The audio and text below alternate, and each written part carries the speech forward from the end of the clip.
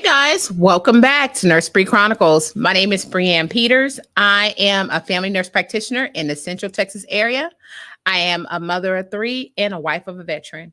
Also, a little bit more about me is I'm also a spa owner of Omera Chanel Spa, keeping everything fabulous and confidently going. Hey, that's what I'm here for. One other thing that's really big about me and a little secret about me. Some may know if you've been here on the prior episodes, but I was also a homeless teen mom living in a car with my son at the age of 16. But as you see, I didn't let that stop me. Here I am. So I know a lot of you guys are wanting to know what was the ending of that story from part one of the COVID series.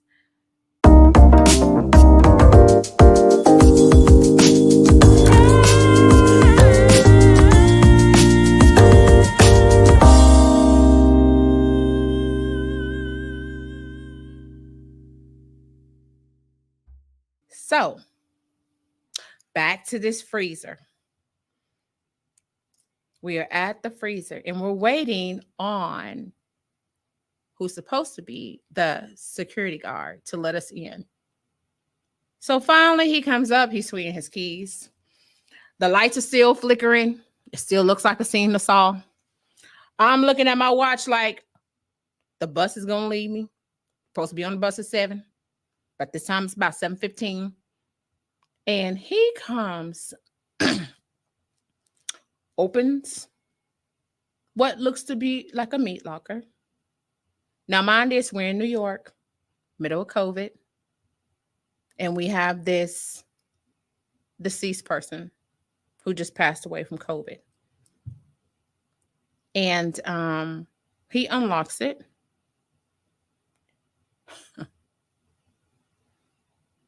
We look in. No lie. Have I lied to y'all so far? No lie. It looks like bunk beds. But the crazy part about it, it's not a bunk bed for two. It's like, nope, I got it. Not bunk beds. It looks like when you go into a restaurant's freezer and they have shelves. Or you go into a nursing facility and you go in their storage room and they have shelves. But the reason I said bunk beds because it was made of wood. So it looked like bunk beds to me. And you see these things laying there. And he says, all right, go on ahead, put it in there. What? No. Mm-mm. They just told me to bring it down here. Put what in where? There's no room. Stacks.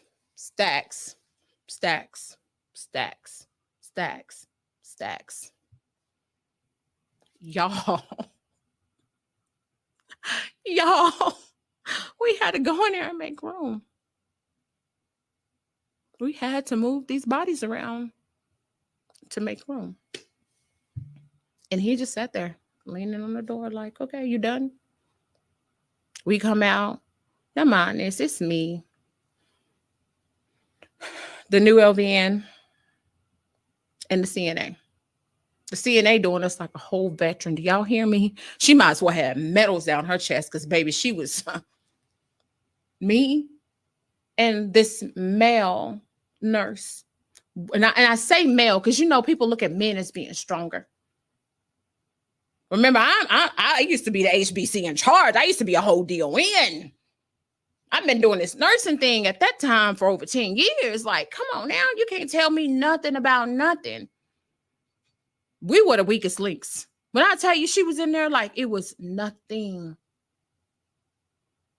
And me and him coming out looking like some sad kittens.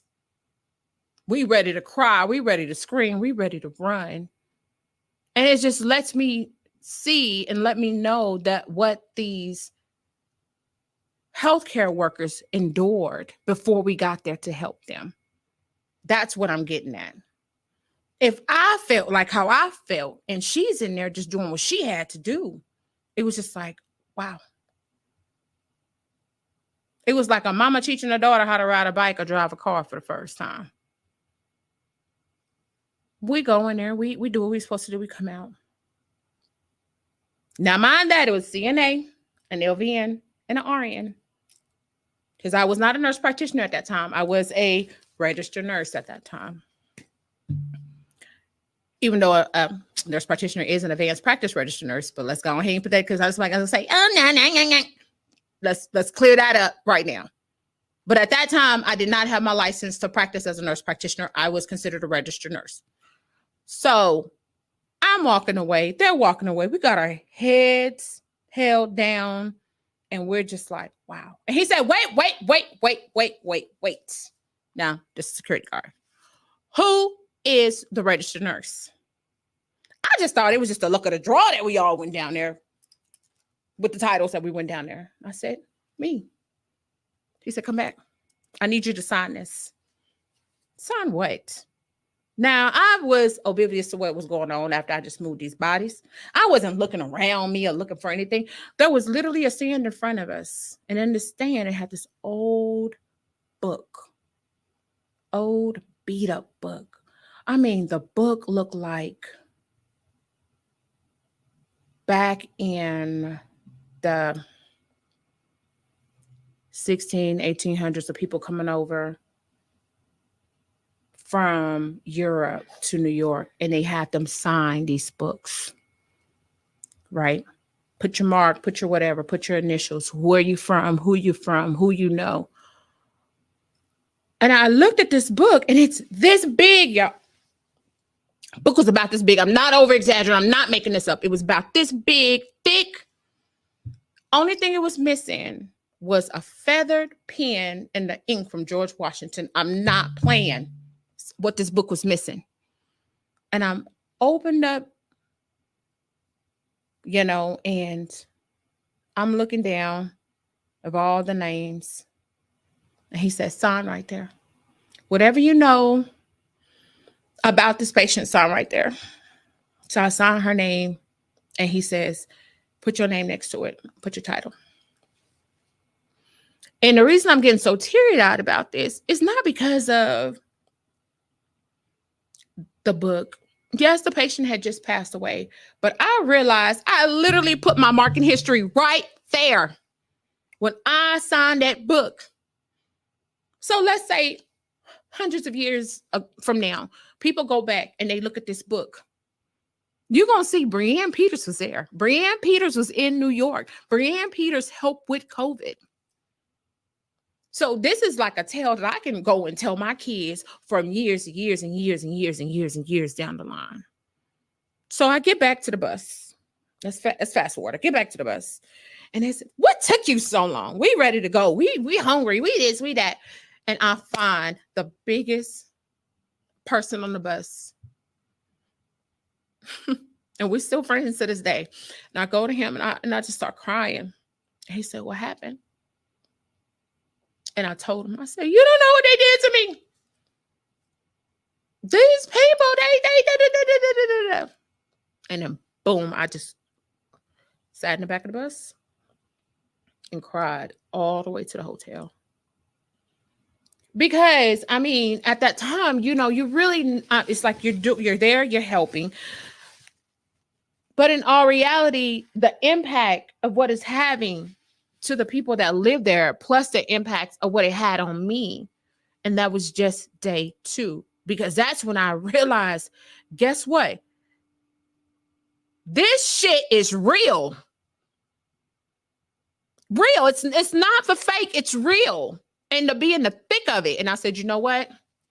I came here for a reason. I came here to learn what was going on so I can go back, because I got to go back to Texas. I got to help my Texans. That was my main goal after that, was to get back home so I can be able to educate and tell people what was going on. And I stopped watching CNN because I learned that those numbers were not correct. They were trying to pacify it for everybody else, making the numbers lower than what they were. I was literally there to the peak. The peak was 895 people a day. And then it started going down. Let me tell you about week 1. was like a good welcome to New York. So me being me, I love to sing. I was like, good morning to you. The birds are chirping. Chirp, chirp, chirp, chirp, chirp, chirp, chirp. I was singing that to all my patients in the morning, get them a little cheery eyed and everything. Also helps me maintain my sanity. Go to this one room, Puerto Rican lady. I'm singing, good morning to you. The birds are chirping. Chirp, chirp, chirp, chirp, chirp. Did anybody want to hear that today? Oh. Well, ma'am, this is this, and this, and this. The side effects are 1, 2, and 3. Any questions? You want ice or no ice with that? Take some medicine. Is there anything else I can do for you while I'm in here? No, I'm fine. Okay. Bye. Come back the next day. Hello, Mrs. Such and Such. It's me, Brianne. I'm your nurse. I'm here to give you 1, 2, and 3. The side effects are da da da da. How did you sleep? Do you need anything? You want me to set up your breakfast tray for you? What's wrong with you? You got an attitude today. No, ma'am, not at all. Well, what do you mean by have attitude? Well, yesterday you came in here singing, and today you're not doing anything. Do you want me to sing? Do you not want me to? Of course, I didn't tell her that, but in my mind, I was like, come on, do you want me to sing? Do you not want me to sing? You just told me yesterday nobody want to hear all that. So that tells me you didn't want to hear me sing.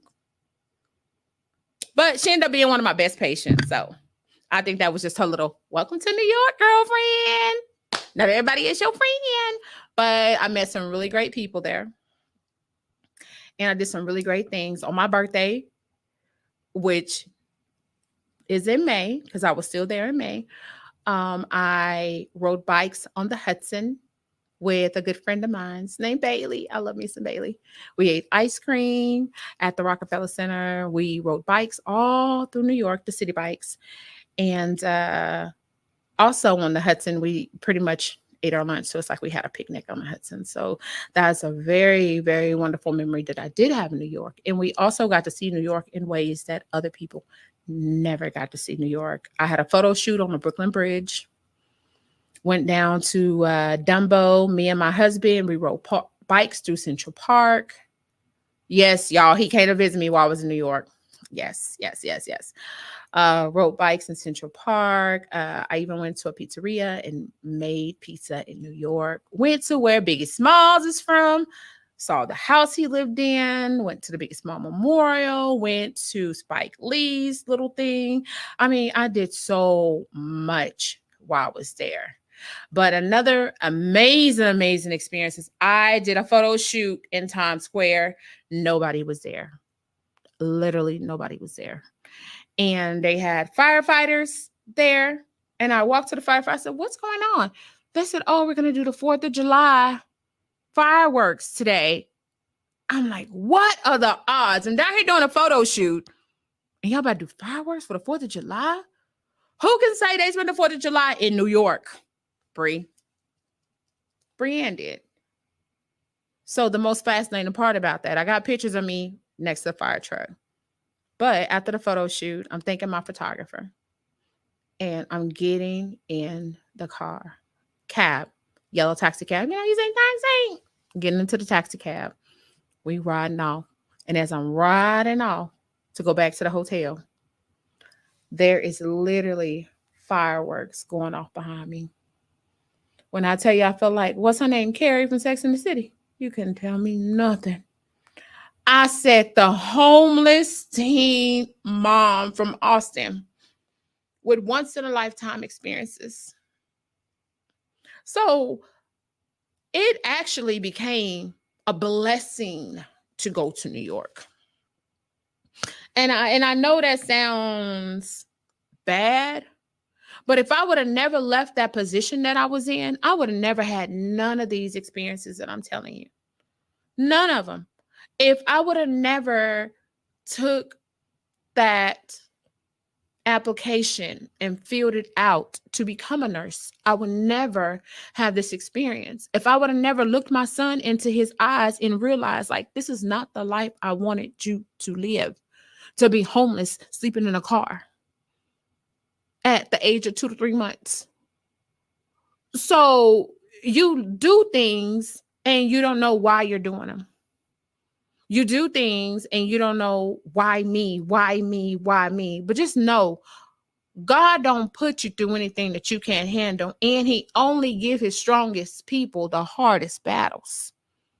Please understand that. So if you have any intentions on getting into the healthcare field, first thing you got to do is make that step. Put in that application. And like I always tell my veterans, because now I work with veterans, is how do you know? If you don't do it, how would you know?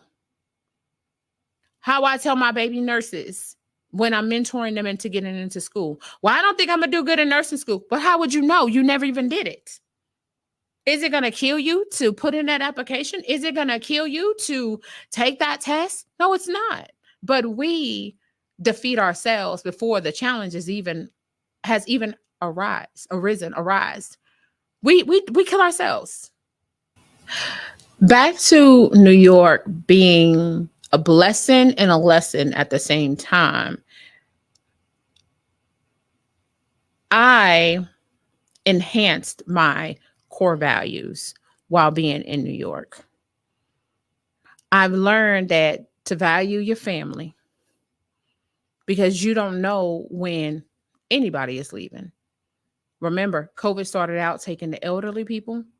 Then it went down to taking out the kiddos, to the middle age. The middle age people was getting blood clots out of nowhere. And it got really scary for one point in time. So making sure that you have that family core, not going to bed not hungry. Oh, goodness.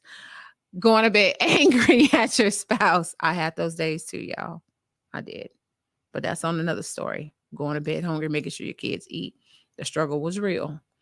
Trust me, all this just wasn't given to me. But going to bed angry with your spouse, not telling your kiddos that you love them, or telling your sisters or your brothers that you love them and getting into arguments with them. I learned to value family. That's what I have learned from COVID. It's valuing family. I also learned valuing my time.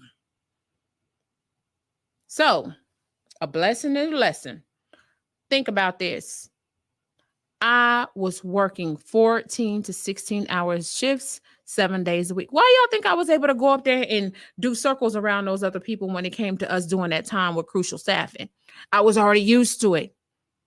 My body had literally worked up to that as a DON. I know that sounds bad, but it's the truth. People were like, how are you able to do that? Ooh, I couldn't do it. Because I was being forced to do it prior. So when I got ready to go do it, it was like a walk in the park. It wasn't the fact that I was saying I was better than anybody, but God had built my body up for that. You don't know why you're going through things at the time that you're going through things. But look, I was sitting there working all them days, going to school, working 7-hour shifts as a DON, 7 days a week, damn near. Yeah, I'm going to cuss damn near as a DON. And guess what? When I went to New York and have to do those 21 days, even though I took that little break in between, when I went to New York and had to do it, guess what happened?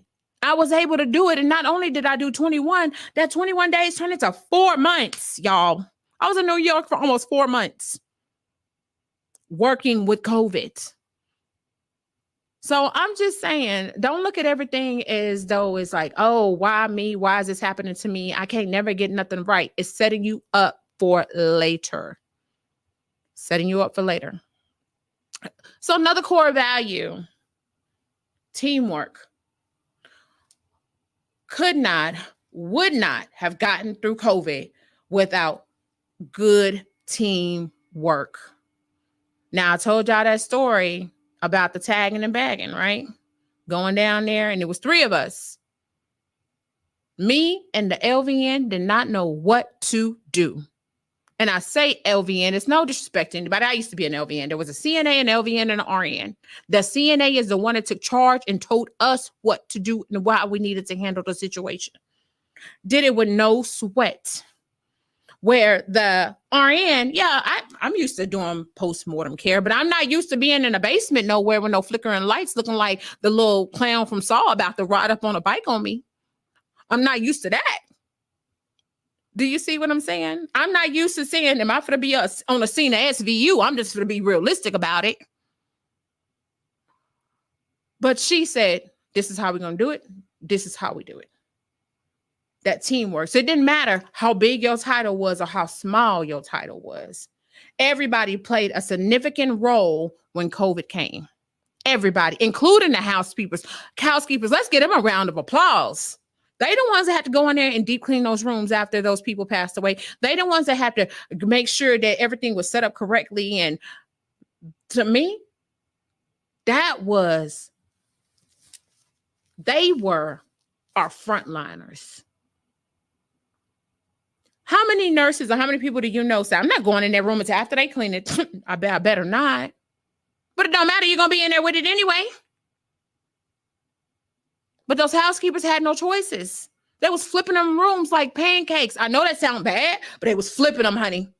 Flipping them. Shout out to my bro Cleveland. Yeah, it's my bro Cleveland. Most humble person I know. Got in there and did what he was supposed to do when it come to cleaning those rooms. Did it with a smile. Can you imagine? That stuff still stay in the air. That stuff still stay on the surfaces. But we're not thanking them. We're not thanking them at all. But I am. Kudos. Sorry it took us so long to appreciate you guys. But those was the real first line of defense, if you ask me, is the housekeepers. The housekeepers. So what was the other value that I learned? Creativity. If you didn't have it, you made it happen. Creativity, I guess that's another way of doing it. Creativity, you never know what you can make and what you can think of until you're in a situation. But it did enhance my integrity, never changed. I still have my same compassion. It just made me value my time, value my family even more. And also what people don't know is they see that I just opened Omera Chanel Med Spa.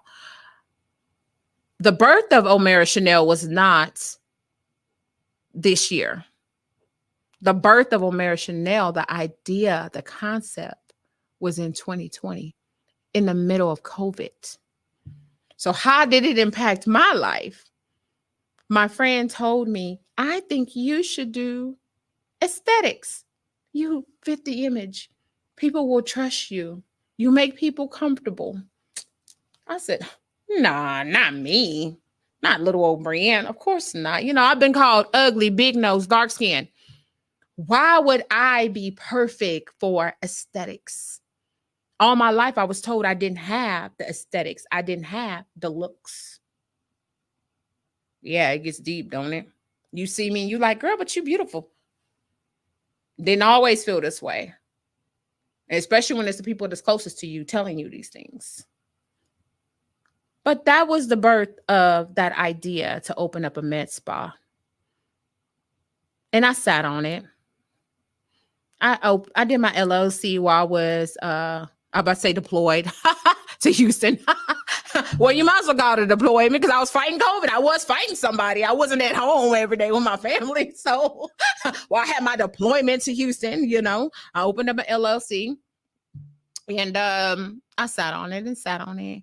But let me tell you something, when it's something that's for you, again, and I get so excited about this because these are the gems that you guys need to hear. When it's something for you, no matter what, it will be for you. So I done opened up the med spa. Right, start off with a little tiny suite. Now I got 4 suites. I even partnered up with Body by Isis. I do GFEs, which is good faith exams with master injectors. Shout out to them. Whoop, whoop. And it seems like everything is just growing and growing and growing. And it's growing at a rate that is not even overwhelming. I'm just like, why me, God? Why me? Why are you giving me all these blessings? Why? And I'm not the gatekeeper. And I sit there and I basically Mentor other people on how to do it. How to do it, how to get to this situation, how to get yourself out of your situation, where to place you at next. Set up your cards, set up your dominoes. So even if one fall down, guess what? It doesn't mess up the whole row because you got all these other rows going for you. Okay, that idea didn't work, so scratch it. Don't completely erase it. The key word was scratch it. Put a line through it. That don't mean you're not going to go back and review it later. Just wasn't for you at that time. If it's something you really want to do, just put a line through it at that time for that month, that date, and go ahead and write it 3 months down the road. Remember, we talked about planners. We talked about goal setting. I'm just amazed. I'm about to have my grand opening for O'Mara Chanel, official grand opening. But am I making money from O'Mara Chanel? Yes. Am I seeing patients? Yes. But who would ever thought that I would be in aesthetics? Who would ever really thought that I would be a nurse practitioner?